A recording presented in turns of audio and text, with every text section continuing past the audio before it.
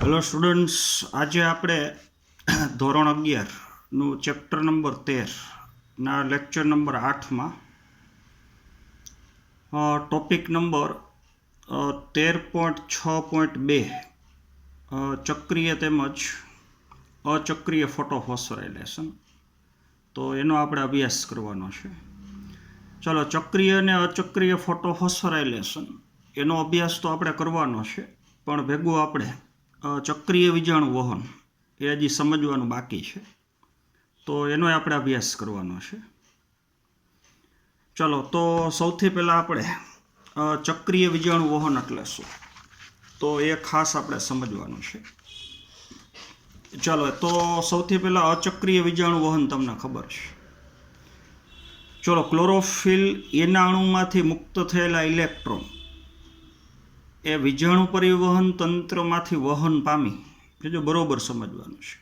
Chlorophyll એના અણુમાંથી મુક્ત થયેલા ઇલેક્ટ્રોન વિજાણુ પરિવહન તંત્રમાંથી વહન પામી અને ક્લોરોફિલ એના અણુ પાસે પાછા ન ફરતા હોય, એટલે કે વિજાણુનો મૂળદાતા સ્ત્રોત એ ક્લોરોફિલ એનો અણુ છે. એની પાસે ઇલેક્ટ્રોન પાછા ન આવતા હોય અને અન્ય ઘટક તરફ વહન પામતા હોય, તો વિજાણુનું વહન આપણે કહીએ છીએ અચક્રીય વિજાણુ વહન. અને અચક્રીય વિજાણુ વહન દરમિયાન જે એટીપી બને છે ફોસ્ફોરીકરણ થઈને, તો એને કહી શકો અચક્રીય ફોટોફોસ્ફોરાયલેશન. ચલો, એવી જ ઘટના હવે આપણે સમજવાની છે ચક્રીય વિજાણુ વહન.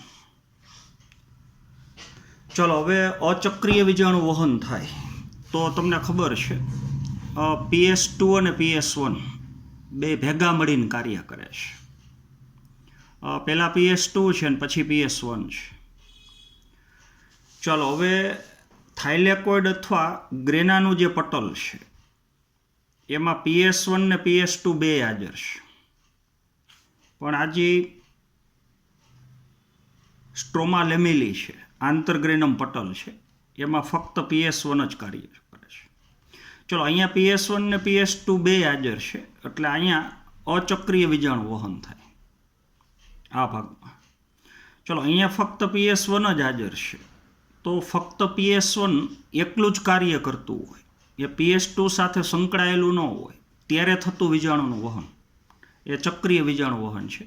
તો ચક્રીય વિજાણુ વહન થવા માટેનું સ્થાન એ આંતરગ્રેનમ પટલ અથવા સ્ટ્રોમા લેમિલી છે. હાલો, તો એ આખું આપણે હવે સમજવાનું છે. ચલો, સૌથી પહેલાં તો PS1 અથવા P700 અથવા રંજક દ્રવ્ય તંત્ર 1 એના પ્રક્રિયા કેન્દ્રમાં આવેલો ક્લોરોફિલ એનો અણુ, જેને આપણે ઘાટો કરીને બતાવીએ છીએ. તો આજુબાજુમાં બાકીના સહાયક રંજક દ્રવ્ય છે, એ તમે જાણો છો. ચલો, તો PS1ના પ્રક્રિયા કેન્દ્રમાં આવેલો ક્લોરોફિલ એનો અણુ જો 700 નેનોમીટર તરંગ લંબાઈ ધરાવતો પ્રકાશ, એટલે કે તરંગ લંબાઈ 680 નેનોમીટર કરતાં વધારે છે. એટલે 680 નેનોમીટર તરંગ લંબાઈ કરતાં વધારે તરંગ લંબાઈ ધરાવતો લાલ રંગનો પ્રકાશ, એટલે 700 નેનોમીટર. ચલો, તો આ પ્રકાશ શક્તિનું શોષણ કરવાથી ક્લોરોફિલ એના અણુમાં રહેલા ઇલેક્ટ્રોન એ ઉત્તેજિત થઈ જાય અને પોતાના 4 ઇલેક્ટ્રોન મુક્ત કરે, એટલે ક્લોરોફિલ એના અણુનું ઓક્સિડેશન થયું. ચલો, આ મુક્ત થયેલા 4 ઇલેક્ટ્રોન એનો સ્વીકાર કરે પ્રાથમિક વિજાણુ ગ્રાહક. તો આપણને ખબર છે એ ઘટક એટલે એક પ્રકારનું પ્રોટીન, ફેરેડોક્સિન રિડ્યુસિંગ સબસ્ટન્સ. ચલો, તો એ આયર્ન અને સલ્ફર ધરાવતું એક પ્રોટીન છે, તો એ 4 ઇલેક્ટ્રોનનો સ્વીકાર કરે. ચલો, હવે FRS પ્રાથમિક વિજાણુ ગ્રાહક એ પોતાના 4 ઇલેક્ટ્રોન ગુમાવે, એટલે વળી પાછું એનું ઓક્સિડેશન થાય. પહેલાં 4 ઇલેક્ટ્રોન મેળવે ત્યારે એનું રિડક્શન થાય, વળી ગુમાવે એટલે ઓક્સિડેશન થાય. ચલો, હવે FRS પ્રાથમિક વિજાણુ ગ્રાહક એને ગુમાવેલા 4 ઇલેક્ટ્રોન એ હવે વિજાણુ પરિવહન તંત્ર આજે આપણે બતાવ્યું છે એ ઇલેક્ટ્રોન ટ્રાન્સપોર્ટ સિસ્ટમ, એટલે કે વિજાણુ પરિવહન તંત્ર.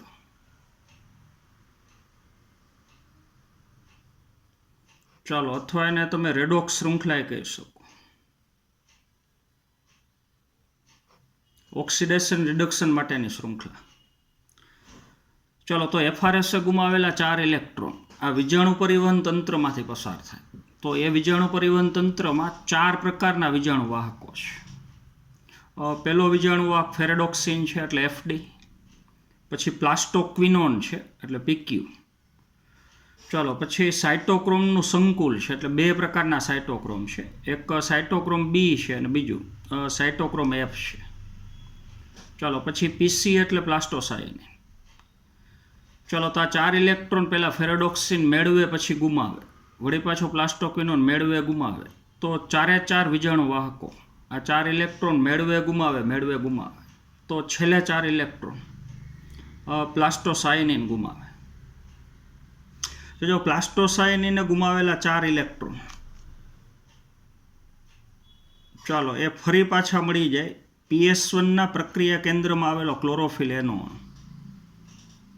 ચાલો, તો એ ઇલેક્ટ્રોનનો મૂળદાતા સ્ત્રોત છે. હજી 4 ઇલેક્ટ્રોન વિજાણુ પરિવહન તંત્રમાંથી પસાર થઈને પાછા આવ્યા, એ પોતાના ઇલેક્ટ્રોન છે. તો જ્યાંથી ઇલેક્ટ્રોન મુક્ત થયા ત્યાં ઇલેક્ટ્રોન પાછા ફરે છે. તો આખું ચક્ર પૂરું થઈ ગયું. તો આવા વિજાણુ વહનને આપણે કહેશું ચક્રીય વિજાણુ વહન. ચલો, હવે ચક્રીય વિજાણુ વહન તો કહેશું જ, પણ ચક્રીય વિજાણુ વહન દરમિયાન જ્યારે રેડોક્સ શૃંખલામાંથી ઇલેક્ટ્રોન પસાર થતા હોય, જોજો, અને ઇલેક્ટ્રોન જ્યારે આ ઘટકો ગુમાવતા હોય, ઓક્સિડેશન થતું હોય, ત્યારે શક્તિ છૂટી પડે અને એ શક્તિનો ઉપયોગ થઈ અને 2 ADP + 2P થઈ અને 2 ATP બને છે. ચલો, ખાસ તમારે યાદ રાખવાનું છે, અચક્રીય વિજાણુ વહનમાં એક વખત 4 ઇલેક્ટ્રોન રેડોક્સ શૃંખલામાંથી પસાર થાય, આગળ આપણે જે સમજ્યા, તો ત્યાં ફક્ત એક જ ATP બને. પણ ચક્રીય વિજાણુ વહનમાં 4 ઇલેક્ટ્રોન રેડોક્સ શૃંખલામાંથી એક વખત પસાર થાય તો 2 ATPનું નિર્માણ થાય. તો અચક્રીય વિજાણુ વહન કરતાં ચક્રીય વિજાણુ વહનમાં અહીં ઓક્સિડેશનની ક્રિયામાં જે શક્તિ છૂટી પડે એ શક્તિ વધારે હોય.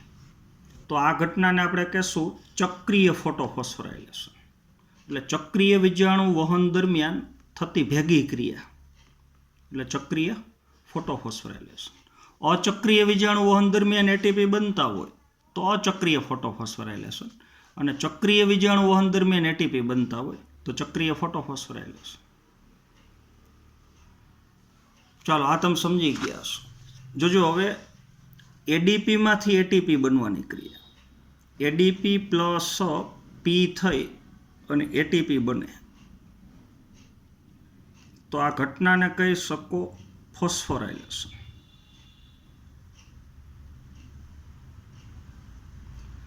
ચલો, એડેનોસાઇન ડાયફોસ્ફેટ, એમાં એક અકાર્બનિક ફોસ્ફેટ ઉમેરાય, તો ઉમેરાય એટલે થઈ જાય 3, એટલે ADPનું રૂપાંતરણ થઈ જાય ATP. તો બીજા અને ત્રીજા ફોસ્ફેટ વચ્ચે રાસાયણિક બંધ બને. જોજો ને, એમાં શક્તિનો ઉમેરો થઈ જાય. ચલો, તો એ શક્તિ મૂળભૂત રીતે પ્રકાશ શક્તિ છે. આ તમે જોઈ શકો છો. ચલો, પ્રકાશ શક્તિ ગ્રહણ કરવાથી ઇલેક્ટ્રોન મુક્ત થાય, એટલે પ્રકાશ શક્તિનું રૂપાંતરણ વિજાણુ શક્તિમાં થાય, અને વિજાણુ શક્તિનું રૂપાંતરણ જ્યારે અહીંથી વિજાણુ પસાર થતા હોય તો ATP બને, એટલે રૂપાંતરણ થઈ ગયું રાસાયણિક શક્તિમાં. તો આ પ્રકાશ શક્તિનો ATPના બંધારણમાં જે રાસાયણિક બંધ છે એમાં સંગ્રહ થઈ ગયો. આ તમે સમજી ગયા છો. ચાલો, તો પ્રકાશ શક્તિની મદદથી જો ફોસ્ફોરાયલેશન થતું હોય, જો ફોટોન એટલે પ્રકાશ, તો એ ઘટનાને કહી શકો ફોટોફોસ્ફોરાયલેશન. ADPમાંથી ATP બને એટલે ફોસ્ફોરાયલેશન, પણ એ પ્રકાશ શક્તિની હાજરીમાં ક્રિયા થાય છે એટલે કહી શકો આ ઘટના ફોટોફોસ્ફોરાયલેશન. પણ એ ફોટોફોસ્ફોરાયલેશન 2 પ્રકારનું હોય, ચક્રીય હોય ને અચક્રીય હોય. ચક્રીય વિજાણુ વહન દરમિયાન થાય તો ચક્રીય, અને અચક્રીય વિજાણુ વહન દરમિયાન થાય તો અચક્રીય ફોટોફોસ્ફોરાયલેશન. ચાલો, આ તમે સમજી ગયા હશો. ચાલો, તો આખો ક્વેશ્ચન હવે હું વ્યવસ્થિત ટેક્સ્ટ બુક પ્રમાણે આખું રીડ કરું છું. ચાલો, તેમાં આપણે અચક્રીય અને ચક્રીય બેયની સમજ લેવાની છે. ચાલો, એક લાઈન સમજીએ છીએ અને ભેગી આકૃતિ ઉપરથી આપણે એની સમજ લેતા જઈએ. ચાલો, તો ચક્રીય તેમજ અચક્રીય ફોટોફોસ્ફોરાયલેશન. જોજો એ હવે હું રીડ કરું છું. ચાલો, તો સજીવો ઓક્સિડેશન થઈ શકે તેવા પદાર્થમાંથી ઉર્જા મુક્ત કરી અને તેમને રાસાયણિક બંધના સ્વરૂપમાં ઉર્જાને સંચય કરવાની ક્ષમતા ધરાવે છે. જોજો આ વાક્યનો મિનિંગ લેવાનો છે કે ચક્રીય વીજાણુ વહન હોય કે અચક્રીય હોય, આપણે બે ભેગું લેવાનું છે. તો અહીંયા જે ક્લોરોફિલ એનો અણુ છે, જોજો બરોબર સમજો, એ પ્રકાશ શક્તિનું શોષણ કરીને પોતે ઓક્સિડેશન પામે, એટલે પોતાના 4 ઇલેક્ટ્રોન મુક્ત કરે. તો ક્લોરોફિલ એનો અણુ એ ઓક્સિડેશન પામી શકે એવો ઘટક છે. તો ઓક્સિડેશન થઈ શકે એવો પદાર્થ એટલે અત્યારે આ ક્લોરોફિલ. ચલો, એમાંથી ઉર્જા મુક્ત કરે એટલે વીજાણુ શક્તિ મુક્ત થાય. અને એ વીજાણુ શક્તિ જ્યારે રેડોક્સ શૃંખલામાંથી પસાર થતી હોય ત્યારે ઓક્સિડેશનની ક્રિયામાં હવે જે શક્તિ છૂટી પડે એ શક્તિનો સંગ્રહ એટીપીના રાસાયણિક બંધમાં થઈ જાય. તો આવી ક્ષમતા સજીવોમાં છે. ચલો, તો સજીવો ઓક્સિડેશન થઈ શકે તેવા પદાર્થમાંથી ઉર્જા મુક્ત કરી અને તેને રાસાયણિક બંધના સ્વરૂપમાં એ ઉર્જાને સંચય કરવાની ક્ષમતા ધરાવે છે. ચલો, તો હવે રાસાયણિક બંધમાં ઉર્જાનો સંગ્રહ થાય એવું સંયોજન એટલે એટીપી. તો કે વિશિષ્ટ પદાર્થો જેવા કે એટીપી આ ઉર્જાને અહીંથી જે ઉર્જા ઓક્સિડેશનથી મુક્ત થઈ એ ઉર્જા એટીપીના બંધની અંદર સંચય પામી. ચલો, પોતાના રાસાયણિક બંધમાં જકડી રાખે છે. જોજો પછીનું વાક્ય, જોજો કોષો દ્વારા એટીપીના સંશ્લેષણની આ પ્રક્રિયાને ફોસ્ફોરાયલેશન કહે છે અથવા એને ફોસ્ફોરીકરણ કહે. કોષમાં ગમે ત્યારે એડીપીમાંથી એટીપી બનતો હોય તો એ ઘટનાને આપણે કહેશું ફોસ્ફોરાયલેશન.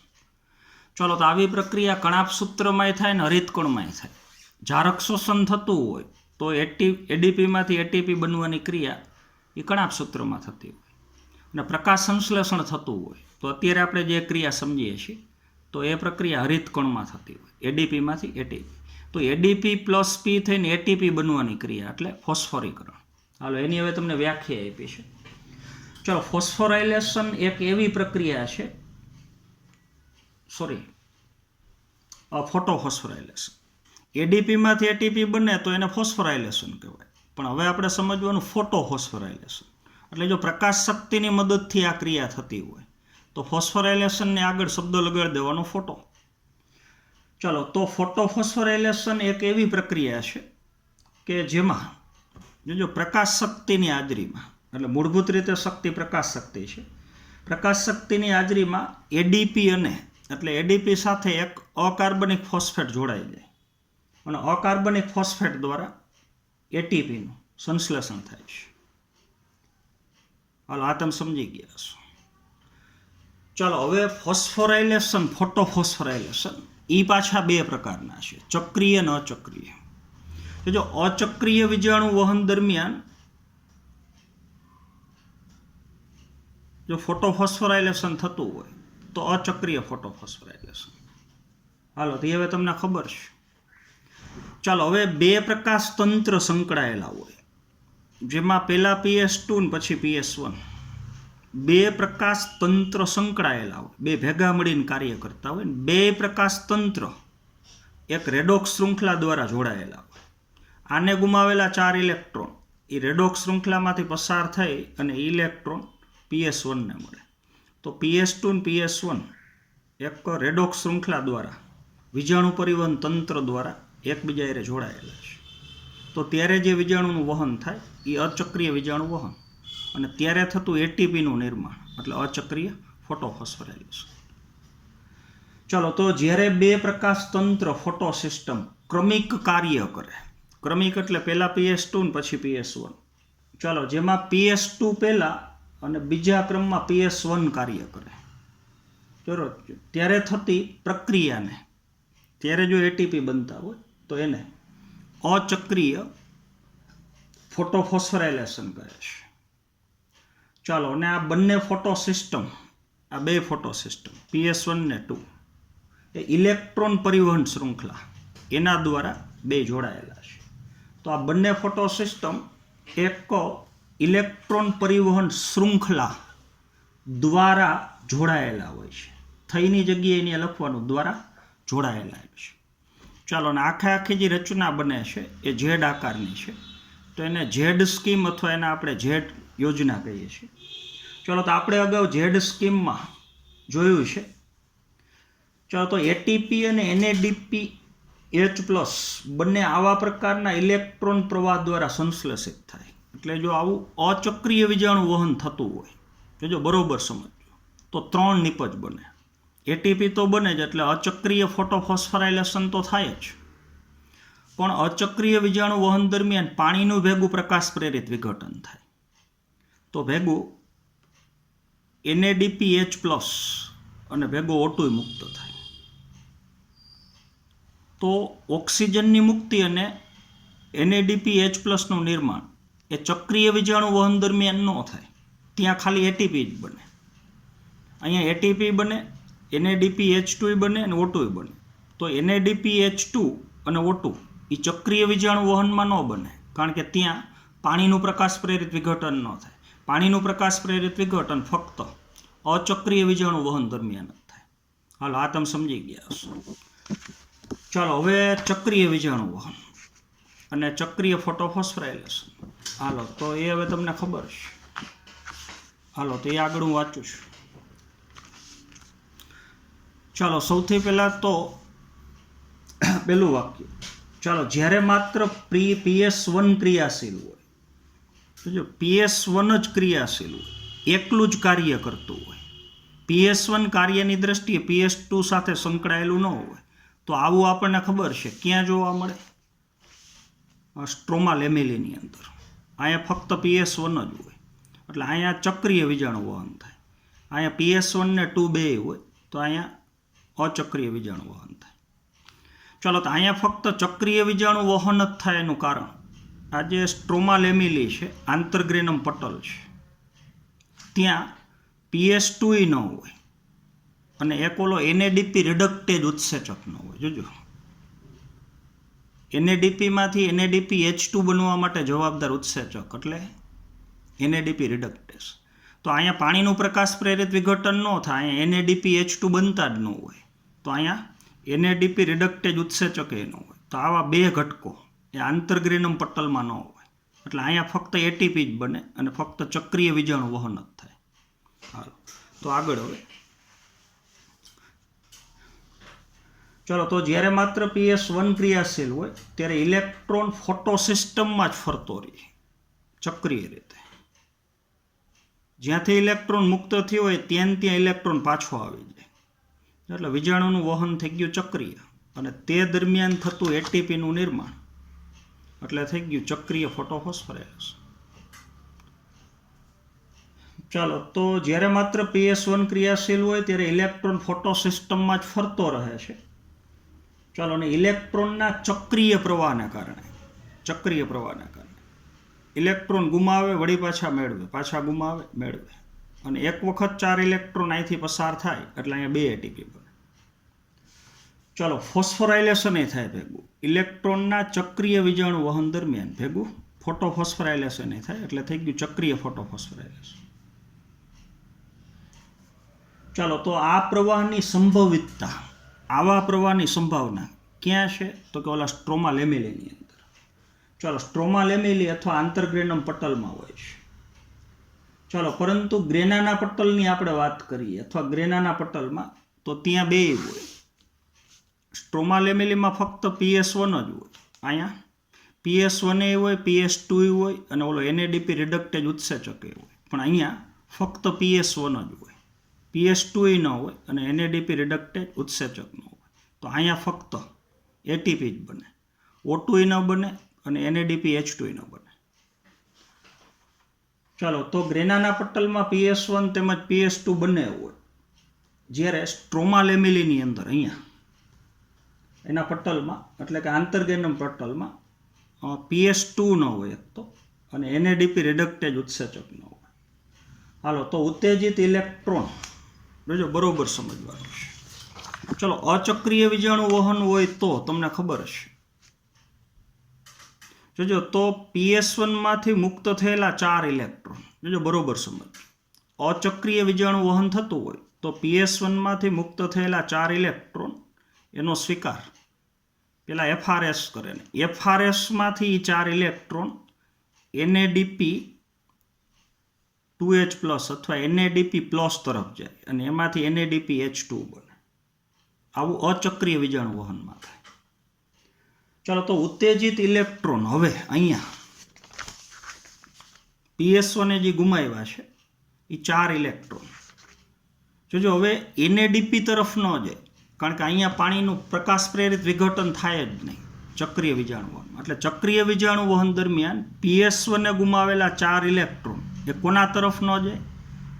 NADPના રિડક્શનમાં ન વપરાય, પણ વીજાણુ પરિવહન તંત્રમાંથી પસાર થઈ અને ફરી પાછા ક્લોરોફિલ એના અણુ પાસે પાછા આવે. એટલે તો વીજાણુનું વહન ચક્રીય છે. ચાલો, તો ઉત્તેજિત ઇલેક્ટ્રોન NADP પ્લસ તરફ વહન પામતો નથી અને તે ETS દ્વારા એટલે ઇલેક્ટ્રોન ટ્રાન્સપોર્ટ સિસ્ટમ દ્વારા ચાલો PS1 તરફ ચક્રીય રીતે પાછો ફરે. તો અહીંયા ચક્રીય વીજાણુ વહન જોજો, અને PS1 ને PS2 બે ભેગા મળીને કાર્ય કરતા હોય તો PS1માંથી મુક્ત થયેલા 4 ઇલેક્ટ્રોન વીજાણુ પરિવહન તંત્રમાંથી પસાર ન થાય, પણ એ NADPના રિડક્શનમાં વપરાય છે. તો એવું ચક્રીયમાં ન થાય. ચાલો, એ તમે સમજી ગયા છો.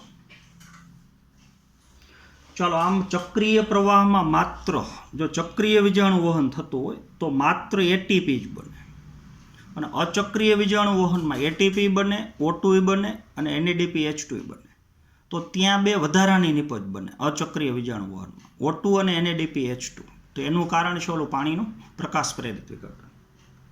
ચાલો, તો ચક્રીય પ્રવાહમાં માત્ર ATPનું સંશ્લેષણ થાય, પરંતુ NADPH પ્લસ H પ્લસ એટલે NADP H2નું નિર્માણ થતું નથી. જોજો હવે ચક્રીય ફોટોફોસ્ફોરાયલેશન માત્ર ત્યારે જ થાય, ચક્રીય ફોટોફોસ્ફોરાયલેશન માત્ર ત્યારે જ થાય જો આ ક્લોરોફિલ એના અણુને મળતી પ્રકાશ ઉર્જા, પ્રકાશ શક્તિ અથવા પ્રકાશના કિરણો એની તરંગ લંબાઈ 680 નેનોમીટર કરતાં વધુ એટલે કેટલી હોય? 700 હોય.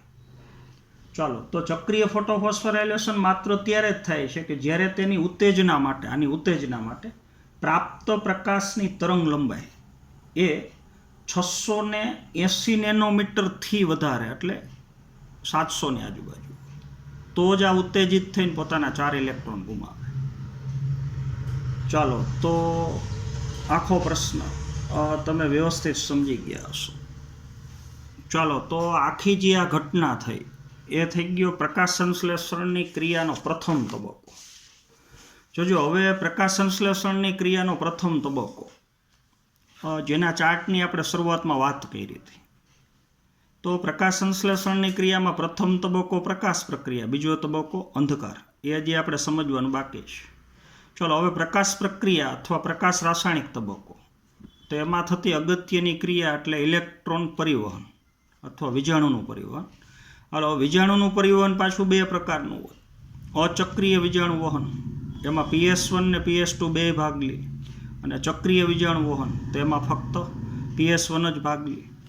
અચક્રીય વીજાણુ વહન દરમિયાન ATP બનતા હોય તો અચક્રીય ફોટોફોસ્ફોરાયલેશન, ચક્રીય વીજાણુ વહન દરમિયાન ATP બનતા હોય ચક્રીય ફોટોફોસ્ફોરાયલેશન. ચલો, અચક્રીય વીજાણુ વહન થતું હોય તો ભેગી થતી ક્રિયા પાણીનું પ્રકાશ પ્રેરિત વિઘટન, એવી ક્રિયા આમાં ન થાય. તો ચક્રીય વીજાણુ વહનમાં ફક્ત ATP જ બને, અને અચક્રીય વીજાણુ વહનમાં ATP બને, NADP HA બને અને O2 બને. તો હવે આખો તબક્કો કરી નાખો ભેગો, પ્રકાશ પ્રક્રિયા. જોજો પ્રકાશ પ્રક્રિયા. તો પ્રકાશ પ્રક્રિયામાં અગત્યની 3 નિપજ બની, ATP બન્યા, NADP H2 બન્યા અને O2 બન્યા. જોજો ઓક્સિજન એ જતો રહે વાતાવરણમાં. ચાલો, તો હવે પહેલા તબક્કાની 2 નિપજ વધી, ATP ને NADPH. ચલો, તો ATP ને NADPH2 એનો ઉપયોગ થઈને હવે આગળ થતો તબક્કો એટલે કે શું? અંધકાર પ્રક્રિયા. ચલો, આ તમને સમજાઈ ગયું હશે. ચલો, હવે અંધકાર પ્રક્રિયાની અંદર જોજો બરોબર સમજવાનું છે. આ જે અંધકાર પ્રક્રિયા છે એમાં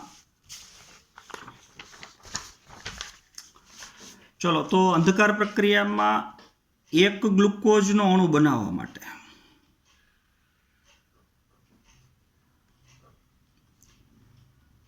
18 એટીપીની જરૂર છે અને 12 અણુ NADPH2ની જરૂર છે.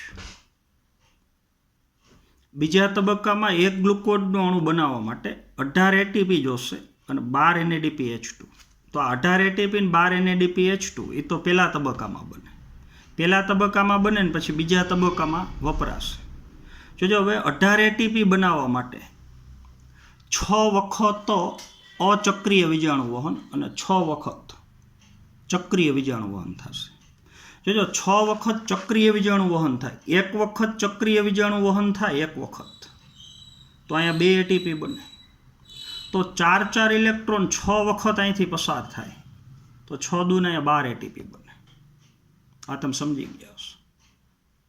એટલે 6 વખત ચક્રીય વીજાણુ વહન થાય તો 12 એટીપી અહીંયા બની ગયા. ચલો, અને 6 વખત અચક્રીય વીજાણુ વહન થાય તો અહીંયા એક વખત 4 ઇલેક્ટ્રોન પસાર થાય તો 1 એટીપી બને. તો 6 વખત અચક્રીય વીજાણુ વહન થાય તો 6 એટીપી અહીંયા બને. તો 12 એટીપી ચક્રીય વીજાણુ વહનના, 6 એટીપી આ, એટલે 18 એટીપી થઈ ગયા.